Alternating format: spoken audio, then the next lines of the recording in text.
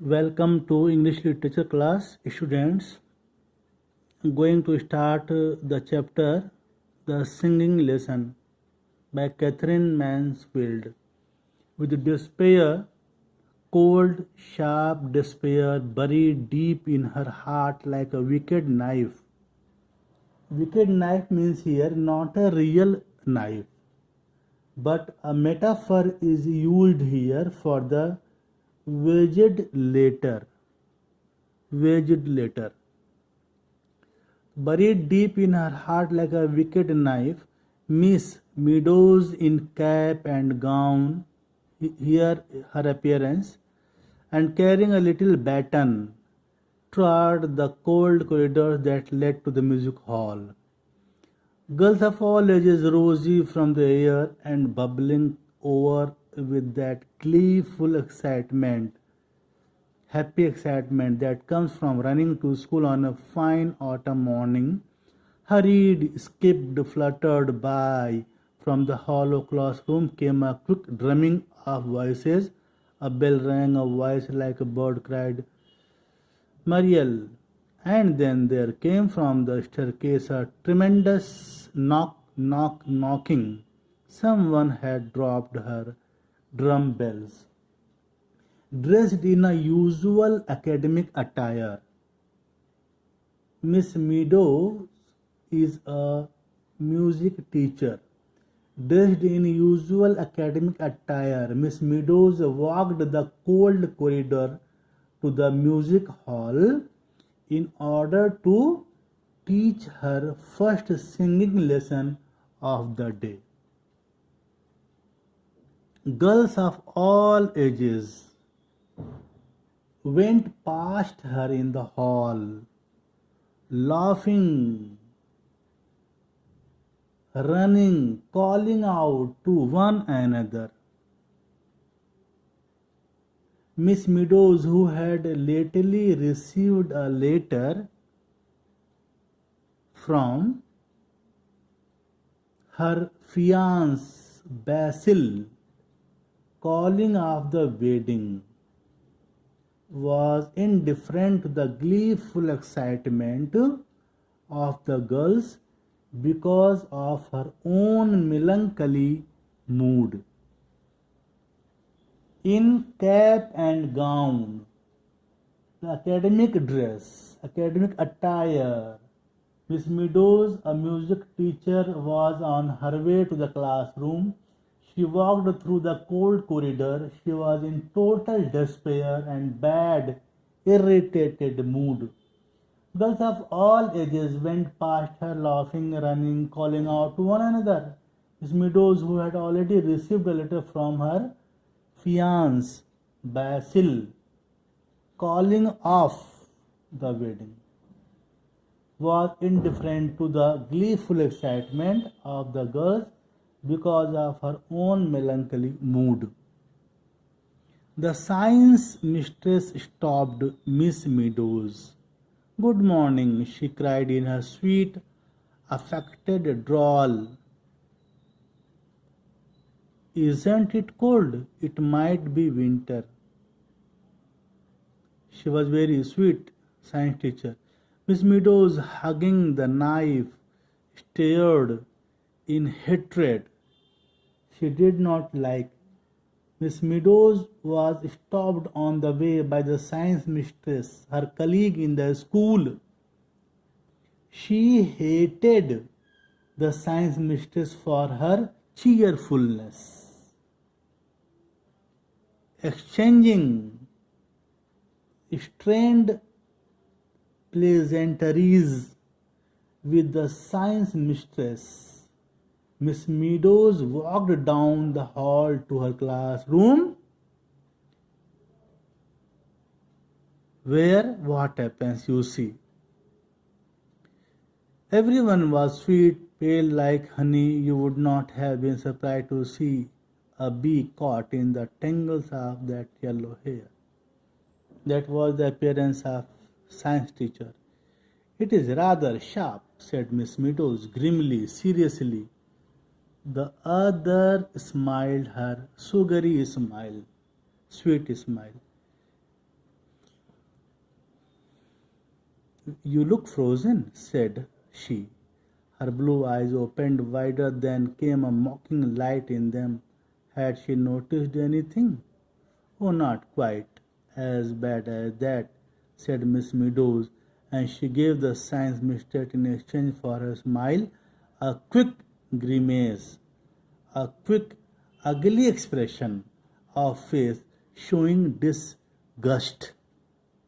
She disgusted science mistress. Though science mistress was very tender, very good, and you can say very cheerful lady. But Miss Meadows, the singing teacher, the music teacher, did not like her. Forms 4, 5, and 6 were assembled in the music hall. The noise was deafening. On the platform by the piano,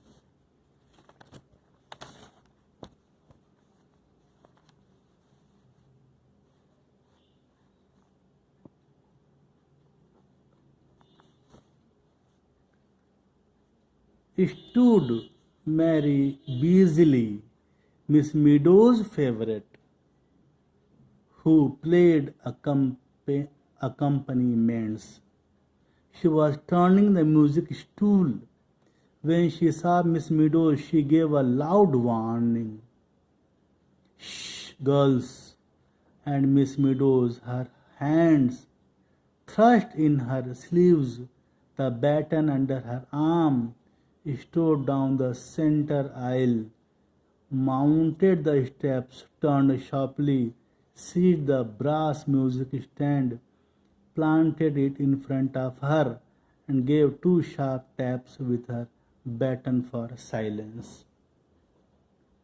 What happened? Exchanging strained pleasantries with the science mistress, Miss Meadows walked down to the hall to her classroom where forms 4, 5, and 6 where Form 4, 5, and 6 were waiting, paying no attention to her students' excitement. All the students were very excited.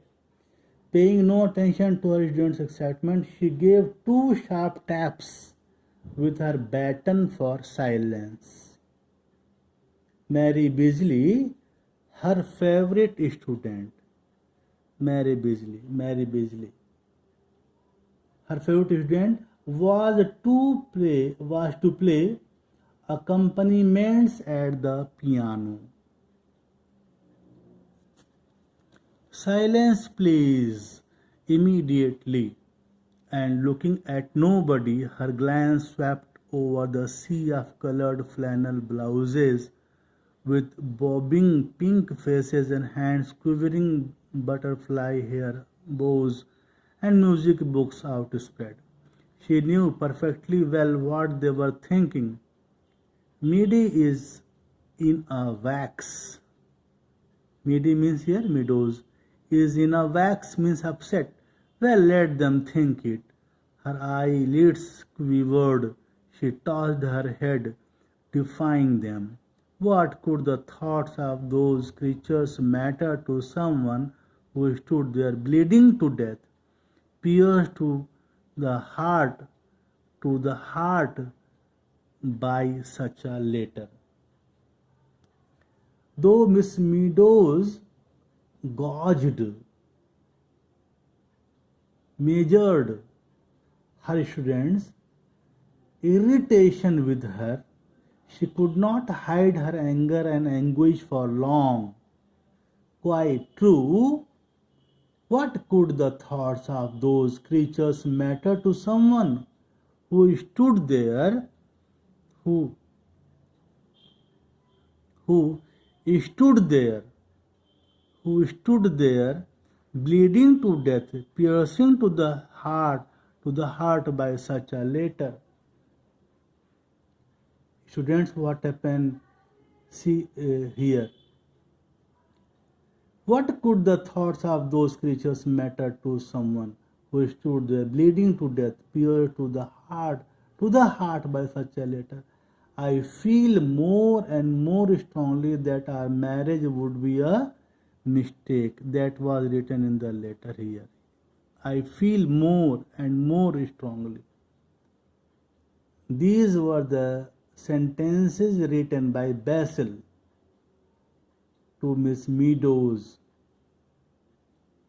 Basil was the fiance of Miss Meadows. Basil had written to Miss Meadows. He had mentioned in his letter that he was not a marrying man. He said that he was not a marrying man. He was not a marrying man.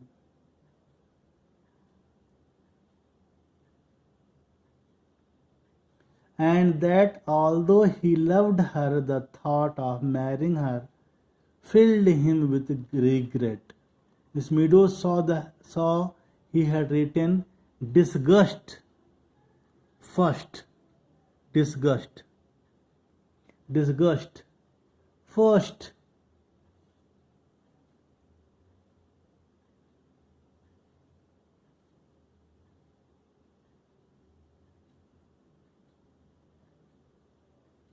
And had crossed it out and wrote regret.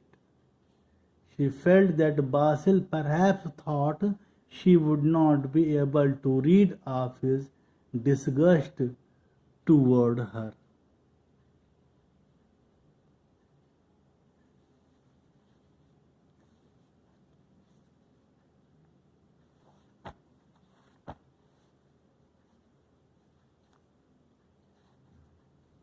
Basil, Miss Meadows stalked, approached over to the piano,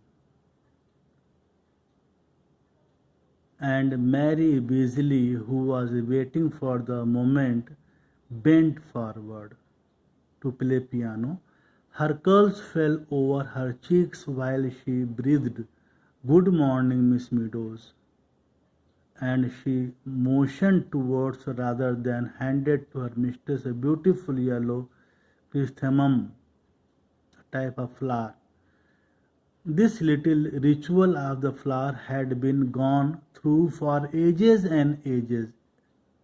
For a long time, Basil used to give chrysanthemum to Miss Meadows quite a term and a half. It was as much part of the lesson as opening the piano. But this morning, instead of taking it up, instead of tucking it into her belt, while she leaned over Mary and said, "Thank you, Mary. How very nice." Turn to page 32. What was Mary's horror when Miss Meadows totally ignored the chrysanthemum, made no reply to her greeting, but said in a voice of ice, "Page 14, please, and mark the accent well, tone well." This page number 14, was not prepared by Miss Meadows. She had prepared page number 32. She said, "Turn to page 32." What was Mary's horror when Mrs. Meadows totally ignored? She understood that Miss Meadows had ignored and fully upset today. Page 14. Staggering moment. Mary blushed until the tears stood in her eyes. But Miss Meadows was gone back to the music stand. Her voice rang through the music hall. Page 14. We will begin with page 14. A lament, a sorrowful tone. Now, girls, you are to know it by this time.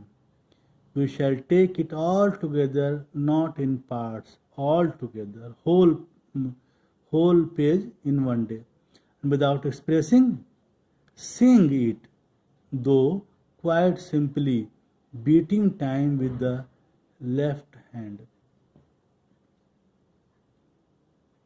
Miss Meadows instructed, feeling tormented at heart and ignorant of the world around her. Miss Meadows walked to the piano where her favorite pupil Mary Beasley, who played accompaniments, tried to engage her in conversation as part of their usual routine.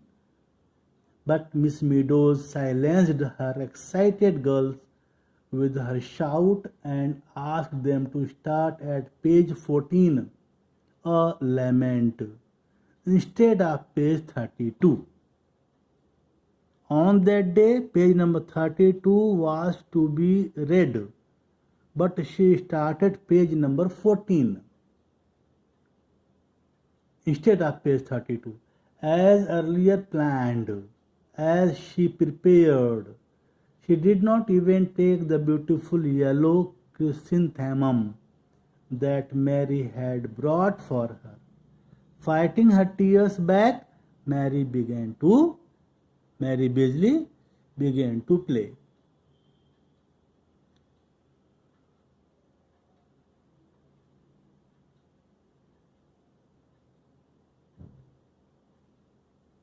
She raised the baton, she tapped the music stand twice. Down came Mary on the opening chord. Down came all those left hands, beating the air and chimed those young, mournful voices. Miss Meadows instructed the student to sing the song without expression, and the result was indeed tragic. Every note was a sigh, a sob, a groan of mournfulness. All the time Miss Meadows was thinking of Basil. How could he have written such a letter? What had prompted him to do so?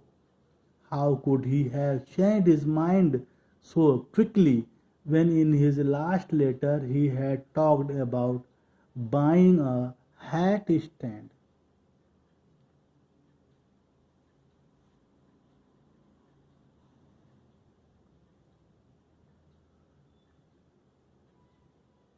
They sing a song here. Fast too fast fade the roses of pleasure, soon autumn yields unto winter dream. Fleetly, fleetly, music gay measure passes away from the listening ear. Good heavens, what could be more tragic than that lament? Every note was a sigh, a sob, a groan of awful mournfulness. Miss Meadows lifted her arms in the wide groan and began conducting with both hands. I feel more and more strongly that our marriage would be a mistake. This line was, this line, what Basil had written, disturbing her. She beat, and the voices cried, Fleetly, Fleetly, what could have possessed him to write such a letter? Why he had written such a letter? What could have led up to it? It came out of nothing. His last letter had been all about a fumed oak bookcase he had bought for our books. He said our books, not my, and a natty little hall stand he had seen. Smart and fashionable. Smart and natty little hall stand. Smart and fashionable. A very neat affair with a carved owl on a bracket, holding 3 hat brushes in its claws. Basil had to purchase for Miss Meadows. How she had smiled at that when Basil had shown these items when he will purchase. So how she had smiled at that. So, like a man to think one needed three head bushes, from the listening ear sang the voices.